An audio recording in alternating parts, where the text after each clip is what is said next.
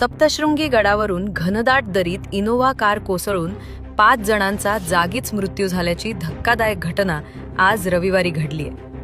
सप्तशृंगी गड येथील गणपती घाटात इनोव्हा कार अंदाजे 1000 ते 1200 फूट खोल दरीत कोसळल्यानं हा भीषण अपघात झाला.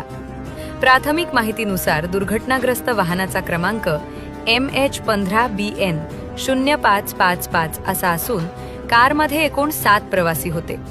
त्यापैकी 5 जणांचा मृत्यू झाला असून 2 जण गंभीर जखमी असल्याची माहिती समोर येत आहे. मृतांमध्ये 2 महिला व 3 पुरुषांचा समावेश आहे. अद्याप मृतदेहांची ओळख पटलेली नाही.